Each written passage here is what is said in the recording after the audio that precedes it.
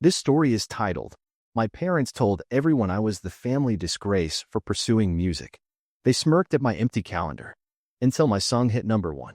Now they won't stop calling me." You know what's funny about success?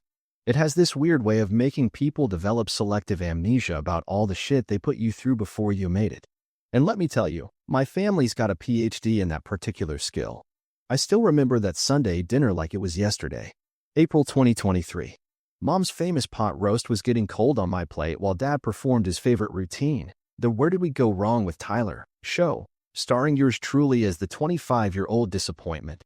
My sister Emma, 29F, sat there picking at her food, trying to become invisible, while my younger brother Jason, 22M, couldn't hide his smirk behind his phone. "Look at your calendar, Tyler," Dad said, waving his fork like a conductor's baton. "Empty. Just like your bank account." He turned to my Aunt Sharon, who was visiting from Cincinnati. "Did you know he turned down a position at Anderson and Mills? Full benefits. Corporate ladder. The whole package." The way he said it, you'd think I'd rejected a seat on the Supreme Court. Mom jumped in with her signature move, the concerned whisper that's actually meant for the whole table to hear. "We're just worried about his future. All those nights in those bars, playing for tips. He has a business degree, for God's sake." What they conveniently forgot to mention was that I'd been steadily building a following on social media, writing and producing music for indie artists, and yeah, playing those bars, which were actually decent venues in Nashville. But in their eyes, if it wasn't a 9 to 5 with a corner office possibility, it might as well have been professional finger painting. The cherry on top? They'd started this lovely tradition of introducing me at family gatherings as our Tyler, the one still figuring things out. As if I was some kind of cautionary tale for the cousins. "See, kids? This is what happens when you chase pipe dreams instead of practical careers." But here's the part that really got to me. They'd send me job listings. Every single day. LinkedIn notifications, screenshots from job boards, even newspaper clippings. Yes, my mom still reads the actual paper. Each one came with these little passive-aggressive notes. "Thought of you." Or "Such a great opportunity for someone with your degree." I took another bite of that now cold pot roast, letting them carry on with their favorite pastime of picking apart my life choices.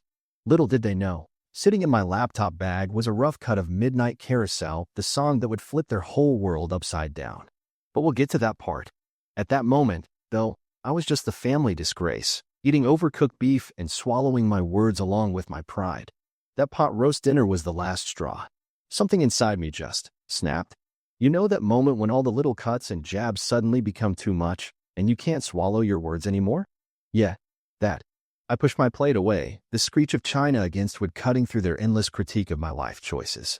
The whole table went quiet, probably because I'd never done anything more dramatic than stare at my plate before. "I'm done," I said, my voice shaking but stronger than I expected. Not just with dinner. With all of this.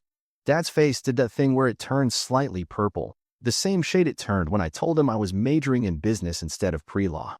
"You're done? What exactly are you done with, Tyler? Being responsible? Growing up? Making your mother proud?" Oh, that hit a nerve. Mom was already reaching for her tissues, right on cue. The way they weaponized her tears had always worked before, but not this time. Not anymore. "No, Dad. I'm done pretending I'm someone I'm not to make you all feel better about yourselves. You want to know something? While you've been sending me those patronizing job listings, I've been building something. Something real. But you've been too busy writing me off as a failure to even ask about it." "Building what, Tyler?" "A collection of bar tabs." Jason snickered, but shut up real quick when I slammed my hand on the table. "You know what? Keep laughing. All of you. But I'm giving you a choice right now. Either accept me, music and all, or..." I took a deep breath, "or I'm walking out that door. And you'll regret every single moment you spent trying to break me down instead of building me up." The silence that followed was deafening. Then Dad started laughing. Actually laughing. "Or what, son? You'll go live in your car? Play open mics for dinner money? Be our guest?" Mom's voice trembled. "Tyler, honey, you're being dramatic. We just want what's best." "Best for who, Mom? For me?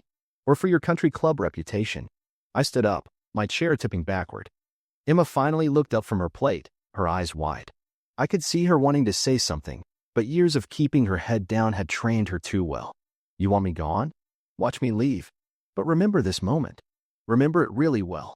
Because one day, And it's coming sooner than you think. You're going to realize what you threw away.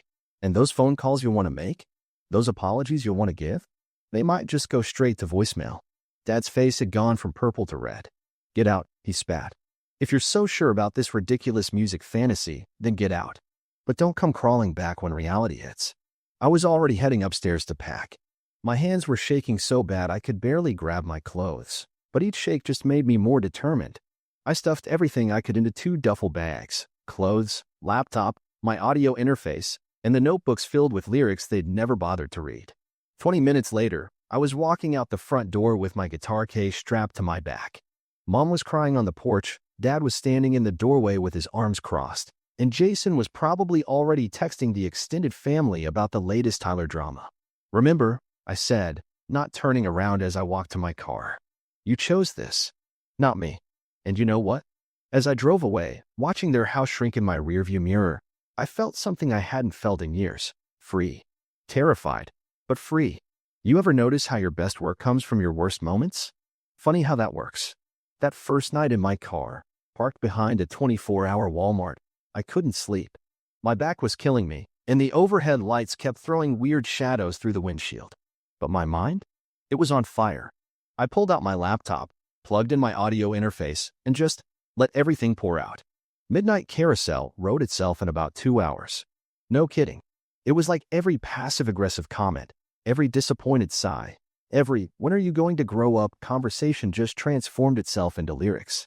The chorus hit me like a punch to the gut. Round and round on your expectations, watching my dreams burn on your carousel of shame.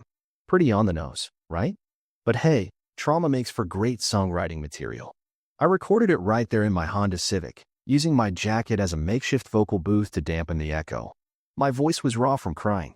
Yeah, I'll admit it, I was crying. But that crack in my voice during the bridge, the one everyone later called heartbreakingly authentic, that wasn't artistic choice. That was just me breaking.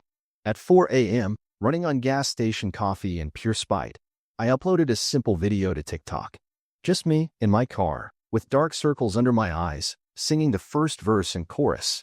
The caption was simple: "When your family calls you a disgrace for choosing music, this one's for you, Dad." I crashed hard after that, waking up to my phone having a seizure around noon. I thought it was my mom calling again. She'd left about 20 voicemails by then, ranging from "please come home" to "you're killing me with this behavior." But no, it was notifications. Thousands of them. 100K views. Then 500K. By dinner time, 1.2 million. The comments were flooding in. This hit me in the soul, playing this for my parents who said I'd never make it as an artist the way his voice breaks in the bridge. I felt that. I was sitting at McDonald's, using their Wi-Fi and nursing the cheapest coffee on the menu, when the DM came through. At first, I thought it was spam. You know how many "hey, I'm a producer" messages you get when something goes viral? But this one was different. The verified check mark kind of different. Marcuston, the guy who'd produced for Taylor Swift, for God's sake. His message was simple: "This is raw as hell. Real pain makes real art. Let's make it bigger. Call me." I almost dropped my phone in my coffee. Actually, I did drop my phone in my coffee, but I'm trying to maintain some dignity in this story. The irony wasn't lost on me. 3 days earlier, I'd been sitting at my parents' dinner table, being told I was wasting my life. Now I'm living in my car, haven't showered in 2 days, and one of the biggest producers in the industry wants to work with me. Life's got a weird sense of humor, doesn't it? I sat there in McDonald's for a long time, just staring at that message. My hands were shaking again, but this time it wasn't from anger or fear. It was something else. Something that felt a lot like vindication. I called Emma. She'd been the only one I'd answered since leaving. I said, my voice probably sounding a bit manic. "I think I just accidentally wrote a hit song in a Walmart parking lot." Her response? "Only you, Tyler. Only you would turn a family crisis into a viral moment."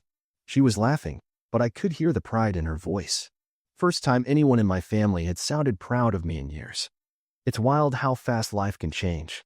1 month after recording with Marcus, I was staring at my phone in a gas station, watching Midnight Carousel hit #1 on Billboard.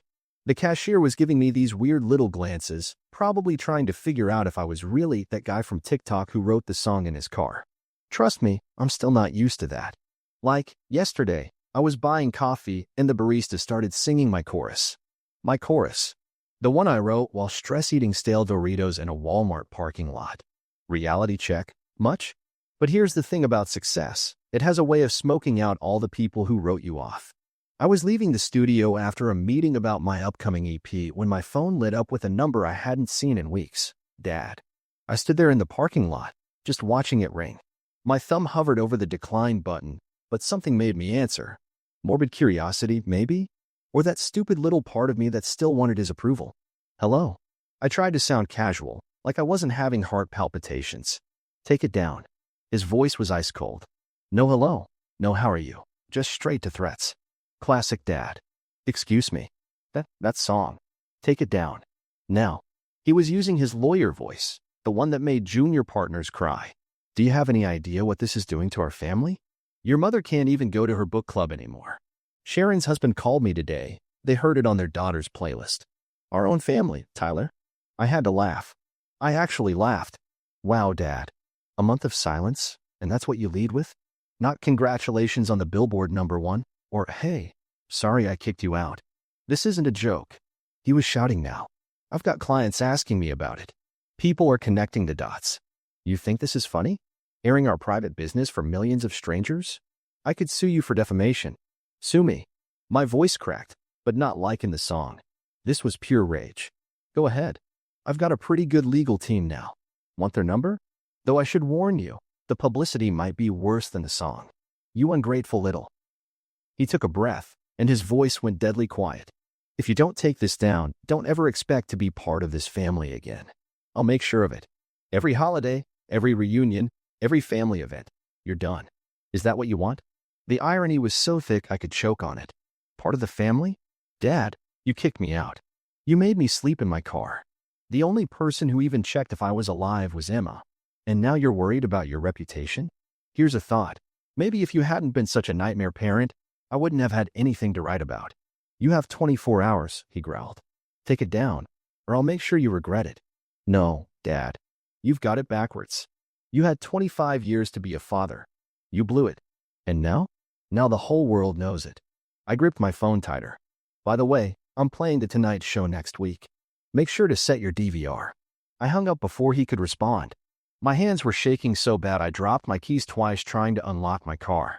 But you know what? For the first time in my life, I wasn't shaking from fear. I was shaking from something that felt a lot like power. I sat in my car, a new one, by the way, not the Honda that doubled as my recording studio, and pulled up Emma's number. She answered on the first ring. Dad called you too? She asked, before I could say anything. Yeah. Threatened to sue me. Classy, right? She sighed. He's been ranting for hours. Mom's crying again. Jason's actually defending you, if you can believe it. Jason? Seriously. Turns out your song hit him pretty hard. He told Dad he'd been afraid to tell him he wants to go to culinary school instead of med school. So, congratulations? You started a family revolution. I leaned back in my seat, staring at the studio where I'd just finished discussing my EP. You know what, Em? Maybe that's not such a bad thing. You know what's worse than crying in public? Crying at a gas station where your song is literally playing over the speakers. Talk about a surreal moment. I sat there in my car for what felt like hours, just letting everything out. The attendant probably thought I was having a breakdown, which, honestly, maybe I was. 2 weeks and about 50 therapy sessions later, okay, 3 sessions, but they were intense, I found myself standing outside my parents' house, holding a small envelope and trying to remember how to breathe. Dad's 55th birthday. Emma had texted me the time, saying Mom was making his favorite chocolate cake. The same cake I'd grown up stealing frosting from when she wasn't looking. I rang the doorbell. Weird how foreign that felt, using the doorbell at your own childhood home. Mom opened the door, froze for a second, then immediately burst into tears. Classic mom move. But this time, I didn't feel the usual annoyance. I just hugged her. Tyler. Dad's voice came from behind her. He looked older somehow. Or maybe I was just seeing him clearly for the first time. Happy birthday, Dad. My voice was steady. Therapy paying off, I guess. Can I come in? The living room was exactly the same, down to the embarrassing school photos on the wall. Everyone was there. Emma, Jason, even Aunt Sharon. The silence was thick enough to cut with a knife. I got you something, I said, handing Dad the envelope. He opened it slowly, like it might explode. His eyes went wide when he saw what was inside. This is keys to a new car. That Lexus you've been eyeing for the past 5 years. It's parked around the corner. I took a deep breath. The one you always said you'd get when you made senior partner. Well, I beat you to it. He sat down hard on his favorite armchair, the one I wasn't allowed to sit in growing up. Tyler, I can't. You can. And you will. Because we need to talk about what happens next. I looked around the room. All of us. That's when my dad, the man I'd never seen cry in my entire life, broke down. Like, full-on sobbing. It was terrifying and beautiful at the same time. I was wrong, he choked out. I was so wrong. The song, when I really listened to it, really heard what you were saying. He wiped his eyes. I didn't just fail you as a father. I failed myself. Mom was crying again. Emma was crying. Jason was pretending he had something in his eye. Even Aunt Sharon was sniffling. But Dad straightened up, trying to gather himself. Here it comes, I thought. The condition. There's always a condition. I need you to promise me something. I tensed up, waiting for the other shoe to drop. Promise me you'll let me be part of your journey from now on. Not as a critic, not as a disappointed father, but as someone who wants to learn, to understand. He looked at me, his eyes red but clear. I want to know about your music. All of it. Even the parts one don't understand yet. I hadn't expected that. Not even close. Also, he added, with a ghost of a smile, I might need you to teach me how to work TikTok. Your mother says I need to stop embarrassing myself trying to explain to people that yes, that's my son's song. And just like that, something in the room shifted. It wasn't perfect. We had years of stuff to work through. But it was a start. Jason broke the tension in typical younger brother fashion. Does this mean I can finally tell Dad I want to be a chef? The whole room erupted in laughter. Even Dad cracked up, though he looked a bit pale at this second revelation. The thing about happy endings? Sometimes they come with a price tag. After all the tears and hugs, Dad pulled me aside into his study, the room that used to terrify me as a kid. But this time, he wasn't sitting behind his desk like a judge about to pass sentence. Instead, we sat in those 2 leather chairs by the window, the ones Mom always said were too expensive to actually use. There's something you need to know, he said, looking older than I'd ever seen him. Your mother. She's not doing well. He ran his hand through his hair, a gesture I'd inherited from him, though I'd never noticed before. The song, people recognize her at the grocery store, at church. Her friends' kids play it at parties, knowing it's about us. Last week, she had a panic attack at her book club. My stomach dropped. Mom had always been sensitive to what others thought, but I'd never seen her have a panic attack. Your Aunt Sharon said she found Mom crying in the parking lot at Costco because someone's teenager pointed at her and said, "That's the mom from that song." He looked at me directly. I know I have no right to ask anything of you, but you want me to take down the song, I finished for him. He nodded slowly. I know it's your hit, your breakthrough, and God knows I've taken enough from you already. But, Dad, I cut him off. Stop. I pulled out my phone and opened up my music platform accounts. Watch. 3 clicks.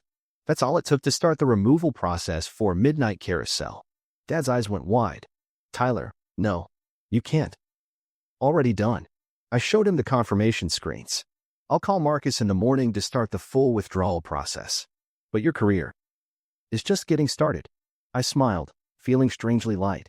The song did what it needed to do. It got me noticed. Got me a contract. Got me. I gestured between us, this conversation. But it doesn't need to keep hurting Mom. Or you. Dad started to cry again, twice in one day, pretty sure that's a record. But these weren't the heavy sobs from earlier. These were different. You're a better man than I ever was, he whispered. Nah, I said. Just had a better teacher than you did. Even if I didn't always know it. When we told Mom, she cried too. Okay, we're definitely a crying family now. But through her tears, she asked me to play something else for them. Something new, she said. Something about where you're going, not where you've been. So I did. Right there in the living room, on my old guitar, I played them a new song I'd been working on. No anger this time. No pain. Just hope. I know. A lot of people will probably say I'm crazy. That I threw away my biggest hit, my moment of vindication. And maybe they're right. But here's the thing. It's come and go. Songs can be written. Charts change every week. But family? Real, healing, honest family? That's harder to find than a Billboard #1. Besides, the most important lesson I learned from all this wasn't about music at all. It was about the difference between revenge and redemption. And in the end, I chose redemption. Marcus texted me this morning asking if I was sure about taking down the song. I sent him back a picture of my family at breakfast, Dad trying to figure out TikTok, Mom actually laughing, Jason showing everyone his culinary school acceptance letter. Yeah, I wrote back. I'm sure. Now, let's make some new music. I've got a few ideas. The internet went crazy when Midnight Carousel disappeared. My social media exploded with theories, everything from legal troubles to secret label disputes. Some fans were angry, others confused. A few even started a petition to bring it back. But you know what? In the midst of all that noise, I found something I hadn't expected. Peace. Last night, I was in the studio working on my new album when Dad showed up with coffee. Actually showed up. At my studio. He sat there for hours, just watching me work, asking questions about the mixing process, genuinely trying to understand. He even suggested a line change in one of the new songs, and honestly, it was better than my original version. Mom's doing better now. She started hosting her book club again, and last week she actually played my new demo for them. My son's latest work, she said proudly, according to Emma. No panic attacks, no shame, just pride. Jason's thriving in culinary school, and sometimes he brings his experimental dishes to the studio during late-night recording sessions. Most of them are actually pretty good, though we don't talk about the wasabi cheesecake incident. Ever. Sure, Midnight Carousel could have been my signature song, my angry young artist anthem. But its disappearance taught me something important. Sometimes the bravest thing you can do isn't standing your ground. It's knowing when to let go. The new album's coming together, and it's different. Deeper. More honest. Because now I'm not writing from a place of hurt and rejection. I'm writing from somewhere real, somewhere whole. And maybe that's the better story to tell. After all, anyone can write about burning bridges. But building them back, stronger than before? That's the real hit.